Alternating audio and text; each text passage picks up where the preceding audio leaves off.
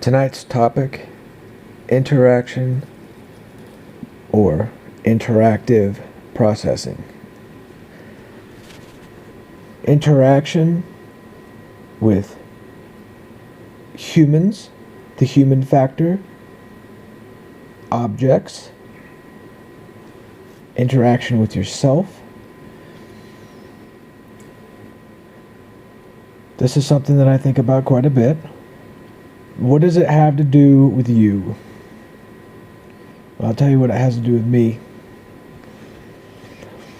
If you think about the process of the mind, the brain functioning, a man or a woman has to have something to do. A man's got to have something to do with himself. So every waking moment and every sleeping moment, you're interacting with something. And what you're interacting with is going to have something to do with your mood, one way or another. And something that I consider interactive is some of the main things is usually going to be what you're doing by yourself. So if you're isolated, it's what you're doing with yourself. If you have a companion, what you're doing with your companion, with your friends, whatever, if you have them. So if you think about the interaction between you, your brain, and your instinct or your instincts for companionship, for mating, for having that child, for surviving, hoarding, eating, getting your food. What does that have to do with your day? What does that have to do with moods, mood swings?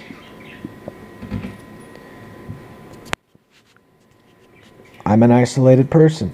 There's not many people in my life. Tonight I went over to my sister's.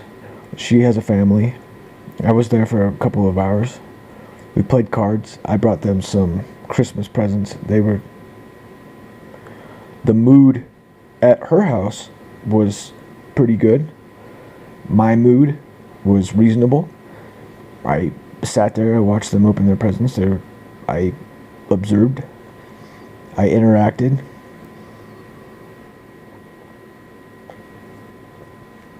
I stopped and got some food, a couple of drinks, and came back.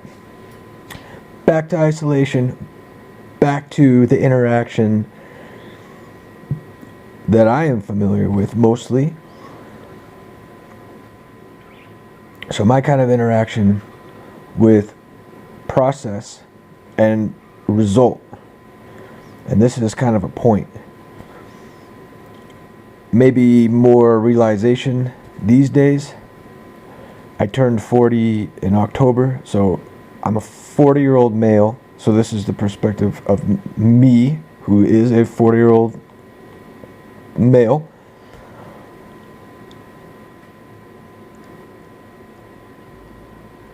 There's the instincts that are going to keep me coming back. If only there's a pause button that I could push on my forehead. If there was some kind of actual true escape. There really isn't. So to cut off that interaction, you can do it with drugs, you can do it with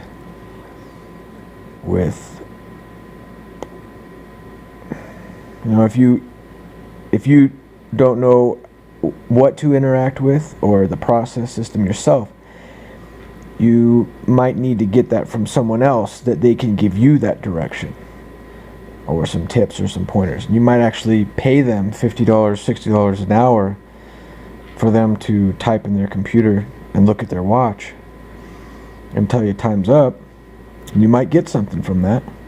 And they might send you to the guy next door who does roughly the same thing, that'll hand you a piece of paper afterwards so you can go to the store and get your rattle bottle.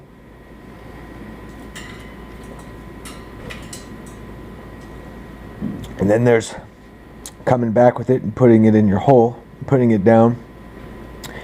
And then there's still that interaction, and there's still the process, and there's the reward. And lately I've been thinking about addiction, and I've been thinking about people's brains and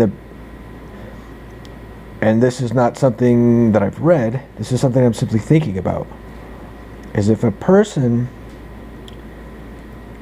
doesn't have something complete in their brain, and they can go to a substance, and that substance will do something for them, some kind of relief, not necessarily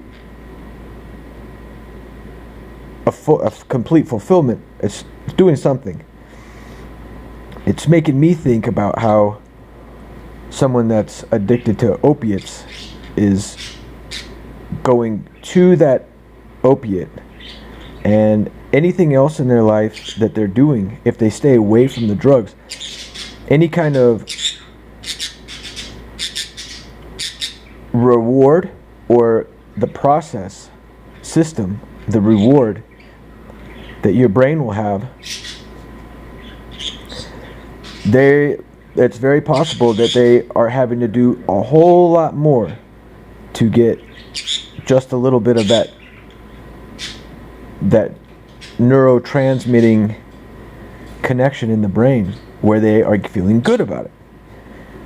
And then there's someone else out there that has absolutely no desire at all for an opiate, and they can do the smallest thing. They can build a little birdhouse and be pretty proud of themselves and feel very rewarded. Go out, get ice cream for themselves, feel happy about it. I built call up a family member. I built a birdhouse. What do you think? Look at it. They'll take pictures of it, send it over. Look at my birdhouse. Look at it. Look. And then they're on a completely different road. And then someone who makes that birdhouse, even if they do, and they're someone that gets a better feeling from opiates or some neurotransmitting connection. They make a birdhouse, they sit there and they look at it, and they're not complete. They're not getting a good feeling for doing it. They're not getting a good feeling for getting that raise. Yeah. Yeah, you getting a good feeling? Yeah, you gonna sing a song? Huh?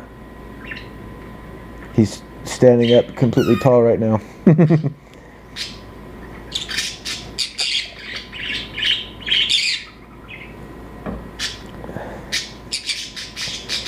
The person that makes the birdhouse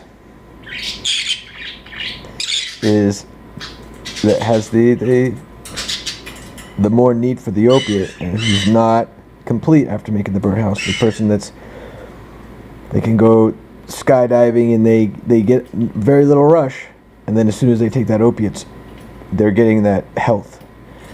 They're getting that connection. I'm thinking about certain people that are on the streets and such. It breaks my heart to think about it. When you look at that, some people, and you look at a health situation where they have certain things going on with their teeth and with their faces and their skin, and you might automatically say, okay, it's because they use drugs. And I would never do that to my body. Why would they do that to their bodies? And the reason that they are the way they are is because they use the drugs. Well, that would be the ego of yourself, for one. And that would possibly be the unknowing that there's more to it, possibly. And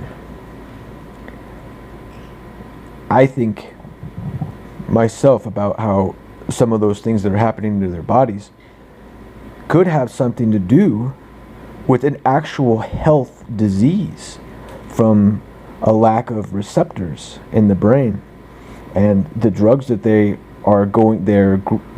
going to is connecting transmitters in the brain that's actually helping them in a way. It's killing them and it's helping them in a way. It's something that they're needing. And I know this is far out taught. You know, I think about people with addiction, and I've known some people that have addiction. I've been close to some of them, to some individuals. I haven't been in contact with them for many years, and it breaks my heart.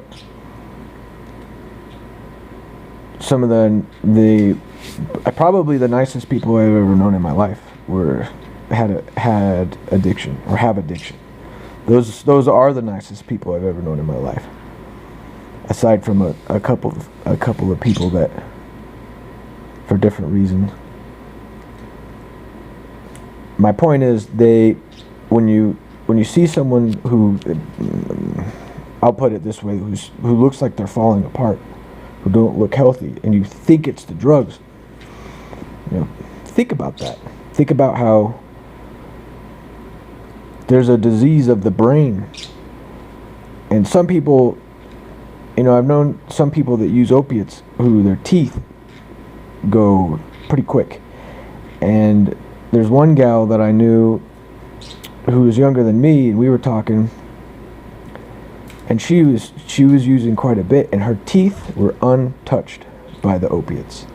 So to give you an idea of a lot of the reason why a lot of these changes could be happening with some people. That's just, if your brain is not functioning properly, then your stomach is not going to have proper connections. Your nervous system and your entire body has to do with whether or not you have neurotransmitters, which also makes me think that the creator, or a creator, that the creators of man, which is debatable, anyone can, that's not what I'm talking about here though. I'm saying if you have people that were created to die and go through all this crap, and there's suicide, and there's the exiting, and there's the depression where you feel awful, and there's the brain chemicals, what you want to call them, the actual things that your body's producing that makes you happy, that makes you sad. You're along for the ride. And if you don't have those connections in your brain, or you don't have that dopamine, or you don't have that serotonin, you might not make it another day physically. Even if you don't take yourself, you still have that lack of health. It's a disease, more or less. So can a person realize that beyond themselves? Can they realize that everything that they've ever done that's awesome is they were born with that? And if someone thinks less of themselves because they are not running a 100-mile dash or the 100-meter dash, or they're not able to jump and put a basketball in a hoop, do a jump shot, they're not Michael Jordan, they're not academia whizzes or whatever it is. Those people that can do that were born with it. Any of the talents, any of the skills, their brain, with will, determination, drive. Arnold Schwarzenegger's drive and will, he was born with it. And if he wants to sit there and look in the mirror and think that he's great because he did all those things, is the dude really going to sit down in a recliner with a cigar and say to himself, everything I've ever done in my life, I was just born with it? Yeah? Is that anything to think less of yourself? Maybe. Or about mortality? I do. It really does it's a little bit of a rainy day on that thought if you get to thinking about it. So if you know, what does this have to do with interactive processing? Neurotransmitting. The neurotransmitter of the substances inside of the brain, your need for certain substances. People using substances to get money from people with substances, to get dependency, to have other humans be dependent on basically their system. Opiates, where do they come from in the first place? Are they synthetically made in a lab, or do they actually come from opiate plants? Where are the opiate plants grown? Who grows them? Why are they there? Is there actual cocaine inside of Coca-Cola? According to Wikipedia, they still use coca leaves in your Coca-Cola. Can a 3-year-old drink Coca-Cola at McDonald's? Yes, they can. Is that going to create any kind of dependency when they're older? Oh, I don't know. I don't know about that. So-and-so agency says no, it's not. Oh, okay, well then it's not going to be. Interactive processing. Someone that's a sex addict or a porn addict or someone along those lines that are getting a connection between some interaction and some kind of feeling in their brain is going to have something to do with their health.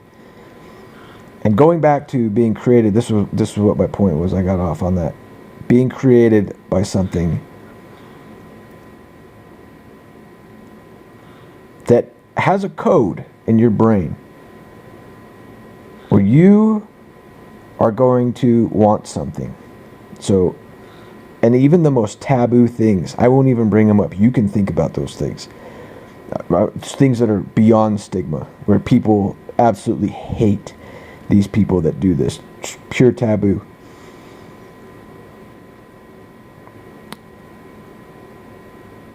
If all animals are created to do very specific things, then why wouldn't have humans been created to do specific things? And this is a creator that loves you. This is a creator that loves you. That you could have the code. That could be something completely to your absolute unliking by other humans, which would bring you to the human factor of that possibly being an issue where you're having to hide yourself as being a person who gets fulfillment from in your brain from specific things. And I really,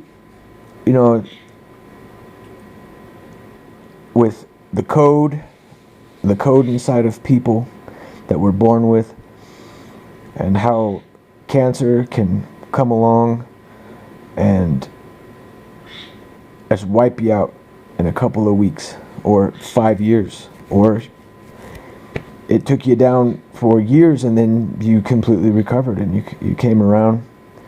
Thinking about that code is also a part of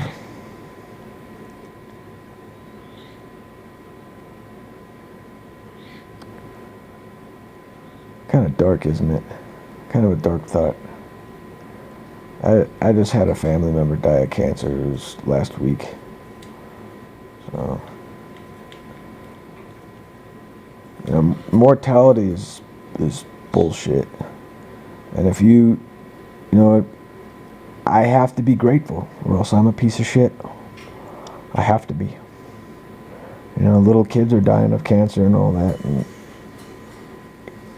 if it's not cancer, it's some blood disease, or it's just the fact that people can go around and be pretty happy is nice. It's just there's so many dark things happening all the time. It's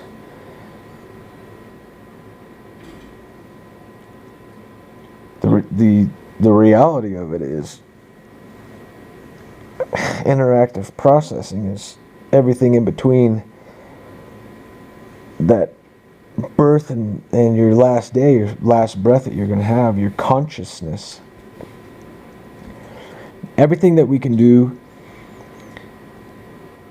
to hack that interactive processing, the way I think people can identify with that, because everyone is getting to know what hacking is, or life hack, being able to skip ads on this site by putting it all the way to the end and then replaying it, and then all the ads are gone. Well, that would be a hack.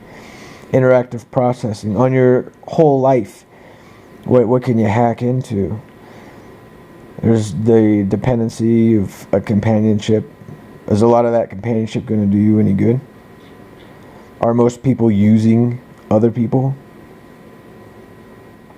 Would they? How can you get around that instinct to have children? How could you get around that instinct? First of all, you probably wouldn't. Your mind would gravitate towards all the reasons to have a child, all the reasons to have a companion, to get married, all those reasons for all those days that you needed that sex from whoever it was, and you just pitifully succumb to that, just on your knees, just a slave to instinct, getting that thing that you need isn't really much different than those drugs that shot up the vein or whatever it is, more or less. This is something else too in my mind, is that if you completely deny instinct, your health will go away, and you're going to get down to the depression. If you don't exercise, you don't eat good, you don't socialize with anyone, you don't have sex with anyone, you're not going for it, you're not getting something, you're not hoarding something, you're not taking something, you're not going to have that health. We're being patted on the head by our creators to stay alive if the code doesn't have some kind of cancer in it that's going to take me in at some point or whatever. Either way, I'm going out. It's a cliche. It's raw. It's a raw deal.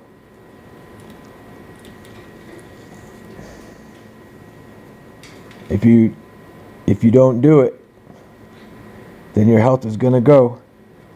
If you say to hell with life and you sit in a chair and you're not doing any exercise, you just go down and down and down and down, closer and closer and closer, with more thought to get out of life. And you turn that around, you climb back out of that hole, and you're doing your exercise and you're feeling better and you're fitting in somewhere. You're telling yourself that you're going to go somewhere after you die and everything's going to be this and that and this. It still doesn't change the fact that if you don't do it, your health is going to go away. Which is another thing I've been thinking about lately, and forgive me if this is all too deep, is the essential nutrients that you have to have. And it's too interesting that a human can survive off of eating almost really anything to a degree.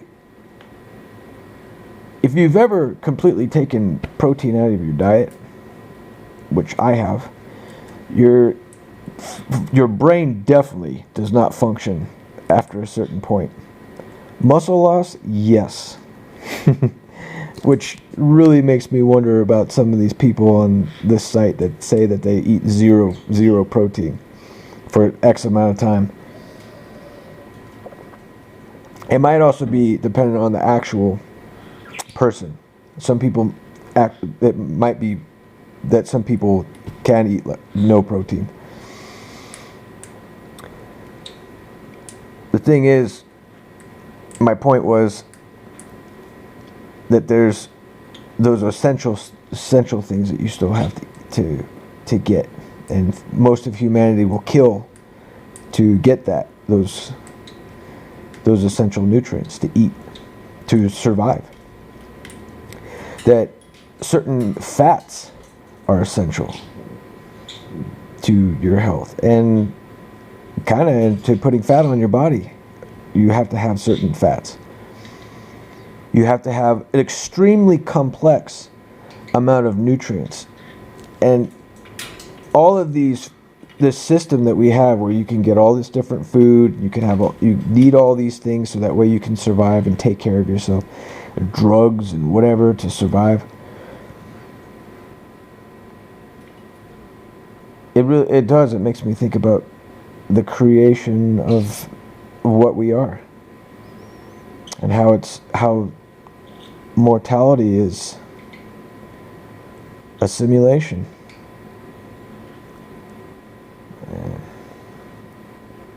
I really do apologize if any of this hurts you inside. I think that if one good thing is to come out of everything I've said right now, is that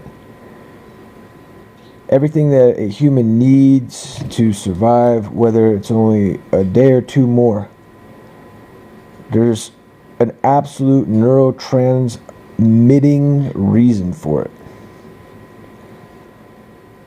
And there's what you're told, the reason why they're this or that. And stigma is pumped up by media.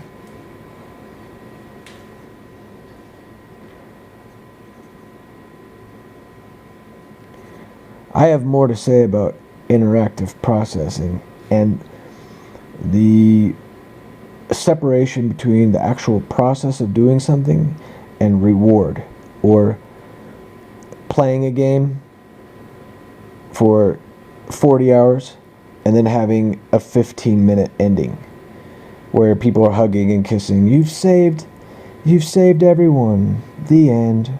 Turn off your game. Really, what did you really have out of that whole thing? There's that build-up. Yes, I beat this game and it feels great. No, it doesn't. Not at all. Really, the only really good thing that I get out of the games is the process. The point where I'm saying, wow, look at that grass that they designed, or look at the sky that they designed over here. Man, look at the detail that they put into this person and how they move around. And I could sit there for about 15 minutes just moving the person around, watching all the little things that they put into that. Do we do that? And how can that same exact thing that I just said about how I watched the guy move around, how can that be applied towards sexuality? How could that be applied towards interaction with other people in regards to those instincts of, I have to have this, I have to have that, I have to have this? And if you have anxiety, you definitely might even think about that. Well, anyways, I'm getting on 30 minutes here. If you kept with me this long and I didn't scare the hell out of you, I have some thoughts on some things. I want to know what you think about any of this. And it could be anything, even if it's not sweet. whatever you want to say. Good night.